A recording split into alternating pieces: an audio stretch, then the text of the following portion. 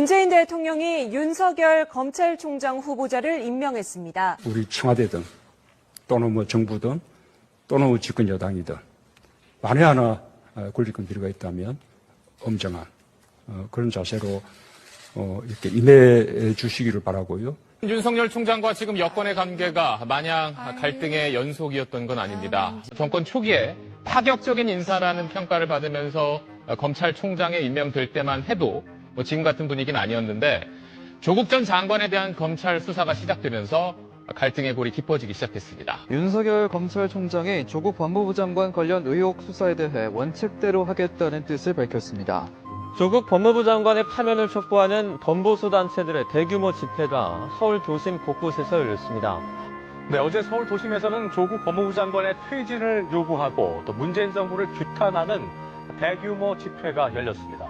조국 법무부 장관이 오늘 오후 전격 사의를 표명했습니다. 추미애 법무장관이 결국 윤석열 검찰총장에 대해 공식적으로 징계를 청구하고 나섰습니다. 윤석열 검찰총장에 대한 징계위원회 두 번째 회의가 내일 오전에 열립니다. 윤석열 검찰총장에 대해 정직 2개월의 중징계 결정이 내려졌습니다. 사상 초유의 검찰총장 징계와 직무정지 사퇴 이후 작심한 듯 총장직을 내려놨고, 저는 우리 사회가 오랜 세월 쌓아올린 상식과 정의가 무너지는 것을 더 이상 지켜보고 있기 어렵습니다. 윤석열 전 검찰총장이 대선 출마를 공식 선언했습니다. 국민과 국가의 미래를 위해 모든 것을 바치고 헌신할 준비가 되었음을 감히 말씀드립니다. 윤석열 국민의힘 후보가 제20대 대통령으로 당선이 됐습니다. 2022년 5월 10일 대통령 윤석열 22대 국회가 탄핵 정국으로 시작했습니다. 민주당이 이재명 전 대표를 수사한 검사들에 대한 탄핵 소추안 발의를 하면서 쌍방울 대북 송금 사건 1심 판결 이후 검찰은 이재명 더불어민주당 대표를 기소했는데 민주당이 수사검사에 대한 탄핵 움직임을 보이고 있습니다. 더불어민주당은 최재해 감사원장과 이창수 서울중앙지검장에 대한 탄핵을 밀어붙이고 있습니다. 더불어민주당이 이상민 행정안전부 장관에 대한 탄핵 소추안 발의를 당론으로 최종 결정했습니다. 더불어민주당은 대통령 기자회견을 하루 앞두고 최혜병 특검법과 이재명 지원금을 수용하라고 목소리를 냈습니다. 어제 북한 무인기 5대가 우리 영공을 침범했습니다.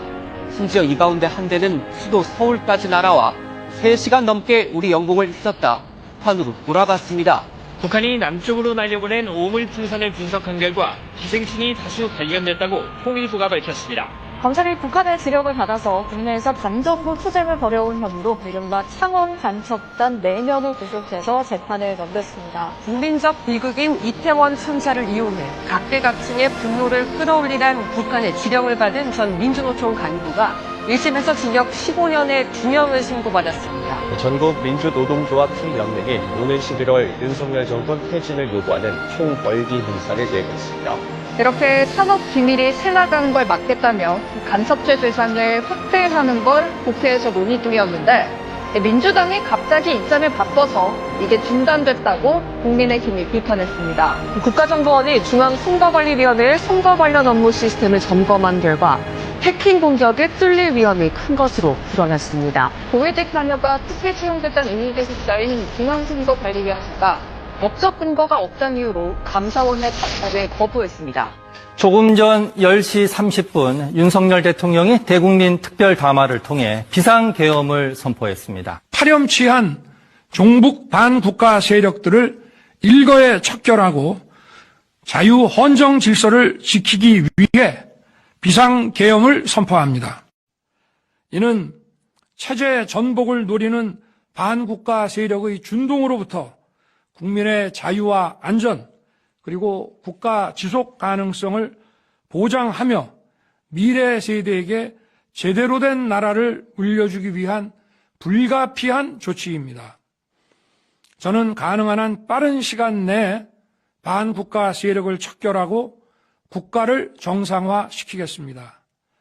계엄 선포로 인해 자유 대한민국 헌법 가치를 믿고 따라주신 선량한 국민들께 다소의 불편이 있겠습니다마는 이러한 불편을 최소화하는 데 주력할 것입니다.